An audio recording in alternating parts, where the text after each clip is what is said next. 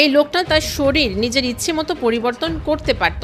যখন সে হিরে স্পর্শ করে তখন তার হাত হিরেতে পরিবর্তন হয়। এরপর সে ফ্লোর স্পর্শ করে আর কিছু মুহূর্তের মধ্যেই সে একটা কনক্রিটের মানুষে পরিণত হয়। হঠাৎ রাস্তায় দ্রুত গতিতে এগিয়ে আসা একটা গাড়ি তাকে ধাক্কা দেয়। আশ্চর্যজনকভাবে সে তার স্থান থেকে একটুও নড়ে না, কিন্তু গাড়িটাই উল্টে যায়। এরপর সে গাড়ি থেকে একটা শক্তিশালী বস্তু নিয়ে যায়। বস্তুটি এতটাই শক্তিশালী ছিল যে কেউ এটা খালি হাতে স্পর্শ করলে সে আহত হয়ে যাবে। এজন্য সে গাড়ির কাছে যায় আর টায়ার স্পর্শ করে নিজের হাত রাবারে রূপান্তরিত করে। এরপর সে সেই রহস্যময় ও শক্তিশালী বস্তুটিকে নিয়ে সেখান থেকে চলে যায়। কিন্তু দুর্ভাগ্যবশত সে জানতো না যে বস্তুটা আসলে কতটা শক্তিশালী।